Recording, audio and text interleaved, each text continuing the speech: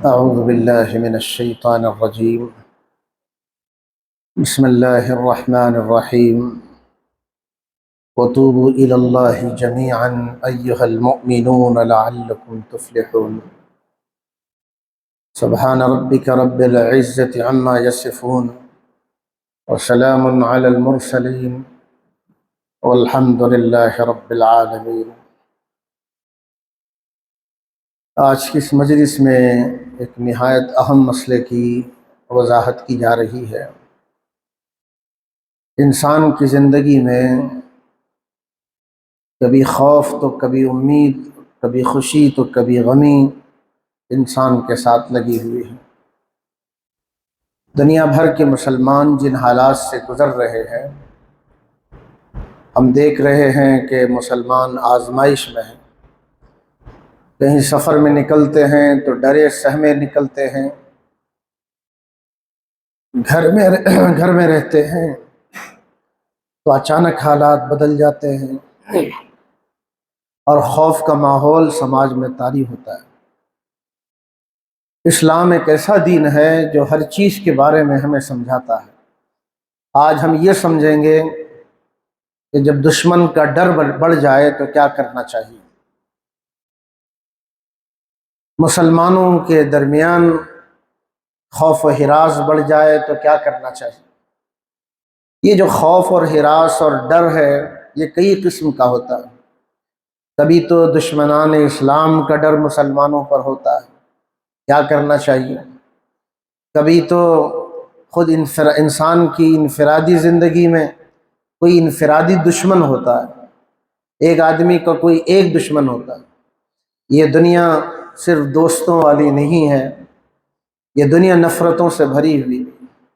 یہاں دوست نما دشمن نظر آئیں گے اور دشمن نما دوست بھی آپ کو دکھائی دیں. ایسے موقع پر بھی آدمی کو ایک خوف اور ایک ڈر لگا رہتا ہے. اس موقع پر کیا کرنا چاہیے؟ ہمیں یہ بات سمجھنے کی ضرورت ہے کہ یہ جو مشکل حالات آتے ہیں، پریشانی آتی ہیں، ایمان والے کو بصیرت اور سمجھداری کے ساتھ اس کے اصل اسباب کو تلاش کرنا چاہیے. سطحی باتیں، عامیانہ باتیں، ایسی باتیں جس کا سچائی کے ساتھ کوئی تعلق نہیں ہوتا نہیں کرنا چاہیے. ہمیں یہ سوچنا ہے کہ یہ جو مصیبت اور حالات بگڑے ہیں، کہیں ایسا تو نہیں کہ اللہ ناراض ہے، ہمارے گناہوں کی وجہ سے حالات آئے. کیونکہ قرآن مجید نے ایک بات تو یہ بتایا ہے کہ وما اصابکم من مصیبت فبما کسبت ایدیکم، تم پر جو مصیبتیں آتی ہیں وہ تمہارے کرتوتوں کا نتیجہ ہے. آدمی کو یہ سوچنا چاہیے کہ یہ جو خوف کا، ڈر کا، پریشانی کا، مصیبت کا ماحول مجھ پر آیا ہے، کہیں نہ کہیں میرے گناہوں کا نتیجہ ہو سکتا ہے. اس وقت آدمی کو پلٹ کر کے اللہ کی طرف آنا چاہیے. اللہ کی طرف پلٹ کر آنے کو توبہ کہا جاتا ہے. توبہ نام ہے اللہ کی طرف پلٹ کر آنے کا. وَتُوبُوا إِلَى اللَّهِ جَمِيعًا أَيُّهَا الْمُؤْمِنُونَ، اے ایمان والو توبہ کرو اللہ کے سامنے، یعنی پلٹ کر آؤ. یعنی آدمی کو ہر مصیبت میں غور کرنا چاہیے، یہ مصیبت میرے گناہوں کی وجہ سے تو نہیں، فوراً آدمی توبہ کر لے. کبھی یہ مصیبت اسلام دشمن طاقتوں کی وجہ سے ہوتا ہے، آپ گزر نہیں سکتے، کہیں جا نہیں سکتے. آج ملک عزیز کے بھی حالات ایسے بنے، فلسطین اور برما اور یمن اور لبنان اور پھر یوروپ کے علاقے میں جہاں جنگیں اس وقت چل رہی ہیں، ایک خوف کا ماحول ہے. آدمی سفر نہیں کر سکتا، ایک ملک سے دوسرے ملک جا نہیں سکتا، ایک شہر سے دوسرے شہر جا نہیں سکتا. کبھی بھی لباس دیکھ کے مارا جا سکتا ہے، مذہب دیکھ کے مارا جا سکتا ہے. تو یہ خوف کے عالم میں سب سے پہلی بات یہ ہے کہ آدمی کو گھبرانا نہیں چاہیے. یہ اسلام پہلی بات کہتا ہے. خوف کے زمانے میں مسلمان کو گھبرانا نہیں چاہیے اور بے ہمتی نہیں دکھانا چاہیے اور ظالموں کے سامنے رحم کی بھیک نہیں مانگنی چاہیے. ظالموں کے سامنے رحم کی بھیک مانگنا گویا خود اپنے آپ کو ذلیل کرنا۔ ظالم کیا رحم کرے گا؟ ظالم کے سامنے رحم کی بھیک مانگنا یہ کمزوری ہے، یہ بے ہمتی ہے، یہ بزدلی ہے۔ اور یہ بزدلی کیوں پیدا ہوتی ہے؟ ہمارے نبی نے بتایا، ایمان والے میں بزدلی نہیں آتی، ظالم کے سامنے وہ رحم کی بھیک نہیں مانگتا۔ اگر ایمان والا ہو کر رحم کی بھیک مانگ رہا ہے، اس کے اندر دو بیماریاں پیدا ہوئی۔ ہمارے نبی فرماتے تھے کہ اس کے اندر دنیا کی محبت آئی ہے، وہ مرنا نہیں چاہتا۔ موت تو کبھی بھی آئے گی، آج نہ کل مرنا ہے۔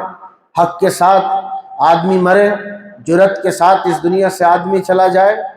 ایک آدمی ظالم کے سامنے رحم کی بھیک مانگتے مرے، اس سے تو اچھی وہ موت ہے جس موت کے ساتھ انسان اس دنیا سے خدا کی رضا لے کر جائے۔ یہ ایک کم ہمتی، پہلی وجہ یہ کہ دنیا کی محبت آتی ہے تو بزدلی آتی، اور دوسری چیز یہ ہے کہ موت سے نفرت آ جائے۔ دنیا سے محبت، موت سے نفرت آ جائے تو پھر آدمی مرنا نہیں چاہتا، بھیک مانگ کے جینا چاہتا۔ سلطان ٹیپو کا وہ مقولہ یاد کرنے کا ہے، گیدڑ کی 100 سالہ زندگی سے شیر کی ایک دن کی زندگی بہتر ہے۔ یہ مومنانہ کلمہ ہے، اسلام نے اس کی دعوت دی ہے۔ ہمارے نبی نے ایک حدیث بتائی ہے، وہ حدیث آج کے زمانے میں فٹ ہوتی ہے۔ حضور نے فرمایا میری امت پر ایسا زمانہ آئے گا جب دوسری قومیں لقمہ تر سمجھ کر کے اس طرح میری امت پر ٹوٹ پڑے گی جس طرح کھانے والے دسترخوان پر ٹوٹ پڑتے، یعنی مسلمانوں کا قتل عام ہوگا اور آسانی سے مسلمانوں کا خون بہایا جائے۔ تو صحابہ نے پوچھا یا رسول اللہ، کیا اس زمانے میں مسلمانوں کی تعداد تھوڑی سی ہوگی جس کی وجہ سے مسلمان کمزور ہوں گے؟ تو حضور نے فرمایا نہیں، مسلمانوں کی تعداد تو بہت ہوگی، مسلمان بہت ہوں گے۔ جیسے اس وقت تقریباً 800-900 کروڑ انسانوں کی آبادی دنیا کی ہے، اس میں 250 کروڑ کے قریب دنیا میں مسلمان ہیں۔ 250 کروڑ مسلمان کوئی معمولی آبادی۔ حضور نے فرمایا تم کم نہیں ہوں گے، مگر اتنی زیادہ تعداد ہو کر تمہاری حیثیت ختم ہو جائے۔ تمہاری حیثیت، حضور نے فرمایا ایک مثال دے کے، تمہاری حیثیت نالے کے اوپر بہنے والے تنکے کی طرح ہو جائے۔ پانی جس طرف بہتا ہے وہ تنکا بھی اسی طرف بہہ جاتا ہے، ایسی حالت تمہاری آئے۔ ایک صحابی نے پوچھا یا رسول اللہ یہ کیسے ہوگا؟ کہا بزدلی سے ہوگا۔ بزدلی کیسے آئے گی؟ حضور نے فرمایا میری امت دنیا سے محبت کرنے لگے گی، موت سے بھاگنے لگے گی۔ جب موت سے کوئی بھاگنے لگ جائے اسے کوئی نہیں بچا سکتا۔ جو مرنا چاہے گا اس سے پوری دنیا ڈرتی ہے۔ اس وقت مٹھی بھر فلسطین کے لوگ ہیں، ان سے کیا بات ہے کہ لوگ ڈر رہے ہیں؟ وجہ یہ ہے کہ انہوں نے ارادہ کیا ہے ابھی ہمیں جینا نہیں ہے، ہمیں اللہ کی راہ میں مرنا۔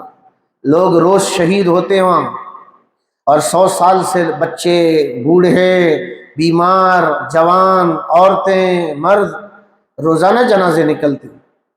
جب بچہ مرتا ہے، شہید ہوتا ہے، تو ماں بوسہ لیتی ہے اور مسکرا کے کہتی ہے جس بچے کو میں نے دودھ پلایا تھا وہ خدا کے دربار میں قبول ہوا ہے۔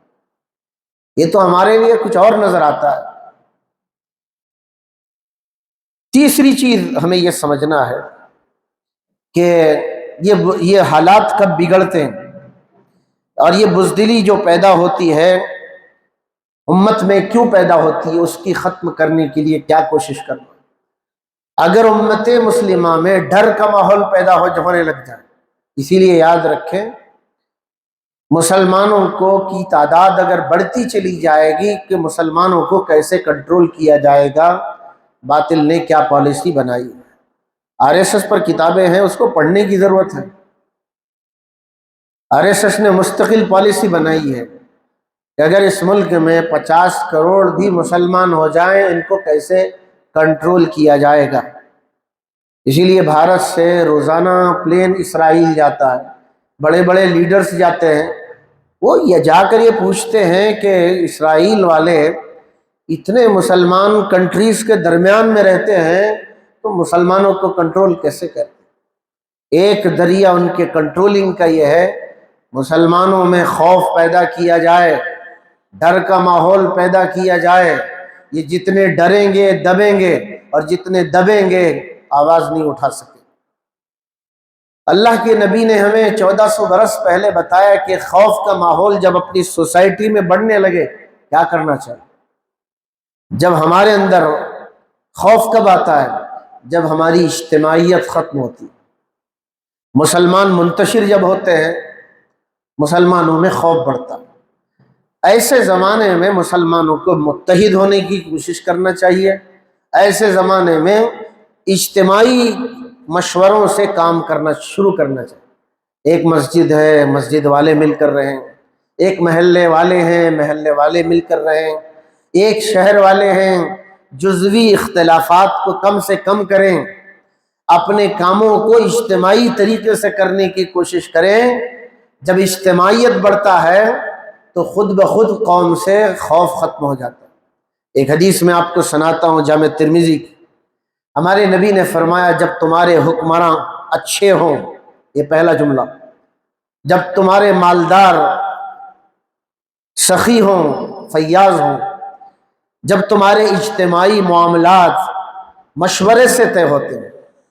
حضور نے فرمایا اگر یہ تین چیزیں کسی سوسائٹی میں پائی جا رہی ہیں کہ حکمراں اچھے ہیں، اور پھر تمہارے مالدار دریا دل ہیں، خوش دل ہیں، خرچ کرنا چاہتے ہیں، ہاتھ کھینچنے والے نہیں، ہاتھ آگے کر کے ملت کے مسائل وہ حل کرتے ہیں، اور تیسری چیز فرمایا اگر یہ اجتماعی امت اپنے مسائل کو اجتماعی طریقے سے حل کرے، تمہارا زمین کے اندر رہنے سے زمین کے اوپر رہنا اچھا ہے، یعنی مرنے سے جینا اچھا ہے۔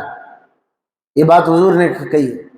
اور دوسری بات یہ فرمایا جب تمہارے حکمراں برے ہو جائیں اور تمہارے مالدار کنجوس بن جائیں اور تمہارے معاملات مشورے سے طے نہ ہوں، تمہارے معاملات کا فیصلہ عورتیں طے کرنے لگ جائیں۔ بھئی کہاں فیصلے کرتے ہو؟ ہوم منسٹر کے پاس۔ تو حضور نے فرمایا تمہارے لیڈر بدماش ہو جائیں، تمہارے مالدار کنجوس ہو جائیں، تمہارے فیصلے تمہاری عورتیں کرنے لگ جائیں، تمہیں زمین کے اوپر رہنے سے زمین کے پیٹ میں رہنا بہتر ہے، یعنی تمہیں دنیا میں جینے سے تمہیں دنیا سے مر جانا اچھا ہے۔ یہ حدیث ہمیں بتا رہی ہے سوسائٹی میں خوف و ہراس بڑھ جاتا ہے، یہ اس وقت بڑھ جاتا ہے جب معاملات اجتماعی طریقے سے طے نہیں پاتے۔ ایک گلی میں چار مسلک کے 10 امام اور 10 امام کے 25 نظریات، کہاں سے ملت اسلامی ہے ایک ہو سکے؟ چوتھی بات یہ ہمیں سمجھنا ہے حالات کتنے بھی برے ہو جائیں، لاشوں کی لاشیں پڑنے لگ جائیں، آزمائشوں کا دور آ جائے، آدمی کو ایک ارادہ کرنا ہے میں حق کے ساتھ جیوں گا، میں حق کے ساتھ مروں گا، یہ زندگی اچھی ہے۔ یہ بے غیرت زندگی کہ آدمی اپنا ضمیر بیچ دے، حق کو باطل کے حوالے کر دے، اور اس کو سیاسی یا چالاکی کہہ کر بے غیرتی کے شکار ہو۔ آدمی کو ہر برے حالات میں حق کے ساتھ کھڑے ہونا ہے۔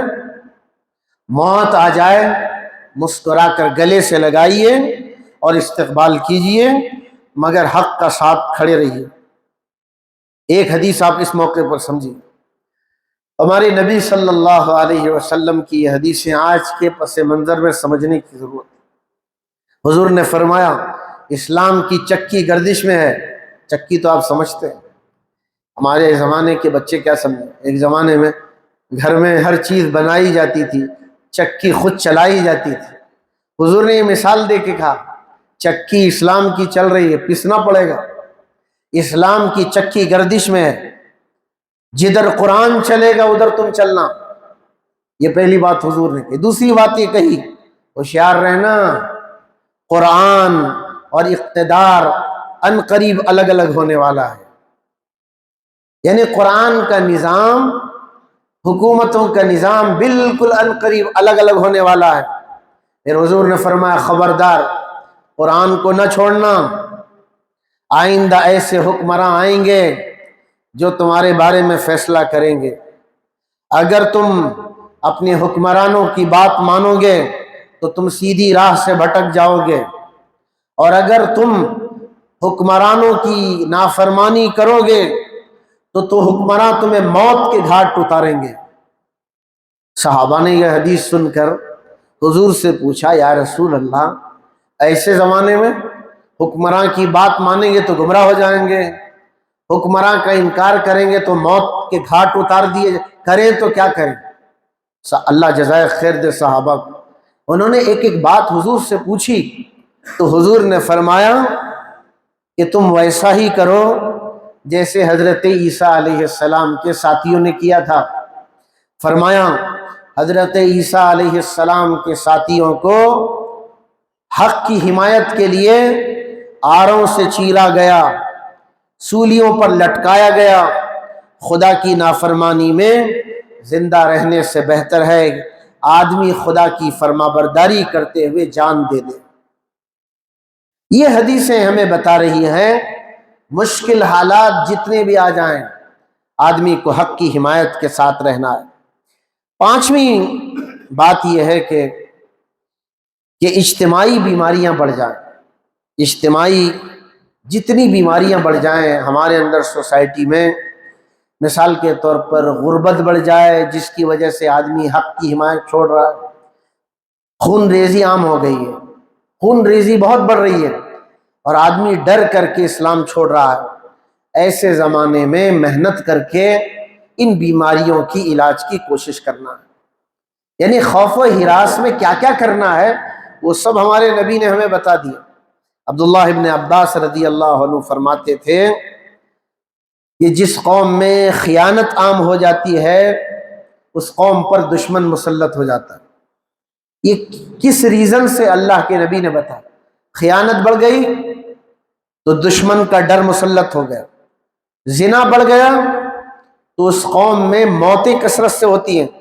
جس سوسائٹی میں ناپ تول میں کمی آ جاتی ہے وہاں مہنگائی بڑھ جاتی ہے، اور جہاں ناحق فیصلے ہونے لگ جاتے ہیں وہاں قتل عام ہو جاتا ہے، جہاں وعدے توڑے جاتے ہیں وہاں دشمنوں کا تسلط قائم ہو جاتا ہے۔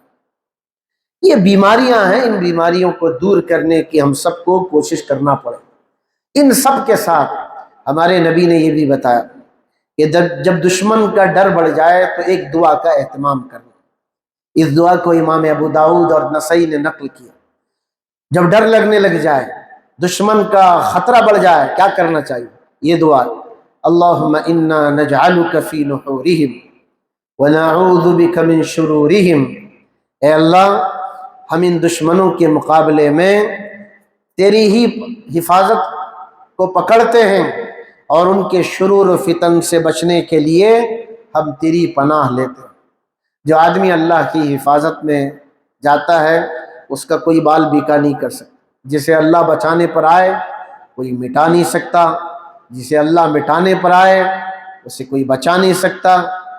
حضور نے یہ دعا سکھائی ہے۔ دشمن کا ڈر بڑھ جائے یہ دعا پڑھنا۔ دشمن کا ڈر نہیں، آپ خود دشمن کے نرغے میں پھنس گئے، کیا کریں گے؟ ایک اور حدیث حضور، ایک اور دعا سکھائی حضور، چار جانب سے دشمنوں کے درمیان تم پھنس جاؤ، ایک دعا پڑھنے کا اہتمام کر، اللہم استر عوراتنا وآمن روعاتنا۔ خدایا میری عزت و آبرو کی حفاظت فرما، میرے خوف و ہراس کو امن سے بدل دے۔ ظاہر ہے اس موقع پر بجائے مخلوق کے سامنے رحم کی بھیک مانگنے کے اللہ کو پکارے، اور ظاہر ہے موت اگر سامنے ہو آدمی کس جذبے سے اللہ کو پکارے گا؟ جس جذبے سے اللہ کو پکارتا ہے آدمی، اس جذبے کو دیکھ کر اللہ کے یہاں قبول ہوتی ہے۔ اسی لیے ہم جو یہ سنتے ہیں کہ دعا قبول ہوتی ہے اسم اعظم سے، یعنی اللہ کے ناموں میں سے کوئی نام لیا جائے، جس نام کو لیا جائے تو دعا قبول ہوتی ہے۔ ایک بزرگ ایک نوجوان آیا، کہنے لگا حضرت اسم اعظم کا راز بتائیں، ادھر دعا مانگو ادھر قبول ہو جائے۔ وہ بزرگ اس کو کہا اسم اعظم تجھے بتاتا ہوں، میرے ساتھ سفر کرنا پڑا۔ کہا تیار ہو حضرت؟ کہا سمندری سفر ہے۔ کہا قبول ہے۔ کشتی میں بٹھایا، جب درمیان میں پہنچے کہا کشتی کے کنارے کھڑے رہو، اسم اعظم کا پتہ بتاؤ، اور ڈھکیل دیا اور وہ سمندر میں گر گیا۔ اس نے اللہ کی آواز لگائی، موت سامنے کھڑی ہے، اب اللہ کی آواز لگائی، لوگوں نے اس کی آواز سنا، اس کے بچایا، اس کو کشتی میں لیا۔ اس نوجوان نے کہا حضرت آپ اللہ اسم اعظم بتانے کے بجائے مجھ کو کشتی سے آپ نے سمندر میں ڈھکیل دیا۔ بزرگ نے کہا جب تو کشتی سے سمندر میں گرا، اللہ کا نام جس جذبے سے لیا اسی جذبے سے اللہ نے تجھے موت سے بچایا۔ یعنی اللہ کا نام جس جذبے سے لیا جاتا ہے وہی جذبہ اسم اعظم کی شکل اختیار کرتا ہے۔ حقیقت یہی ہے، اللہ کا نام بابرکت ہے۔ کون نہیں جانتا اللہ کو اللہ کہتے ہیں، مگر کوئی آدمی دل سے اللہ کا نام لے اس کے سارے مسائل حل ہوں۔ وہ دل چاہیے، وہ جذبہ چاہیے، وہ درد چاہیے، وہ تعلق چاہیے۔ اگر وہ کیفیت کے ساتھ اللہ کا آج بھی نام لیا جائے، یہ دشمن مٹ جائیں گے، خوف و ہراس کا ماحول ختم ہو جائے۔ یہ چند باتیں آج کے موجودہ حالات کے پیش نظر بتایا گیا کہ خوف و ہراس کے زمانے میں ہمیں اسلام کیا رہنمائی کرتا ہے۔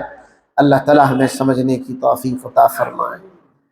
اللہم لک الحمد و لک الشکر، اللہم صلی علی سیدنا محمد وعلی آل سیدنا محمد وبارک وسلم۔ اللہم انت السلام ومنک السلام، تبارکت ربنا وتعالیت یا ذا الجلال والاکرام۔ صلی اللہ تعالی علی خیر خلقہ محمد وعلی آلہ وصحبہ اجمعین، آمین والحمد للہ رب العالمین۔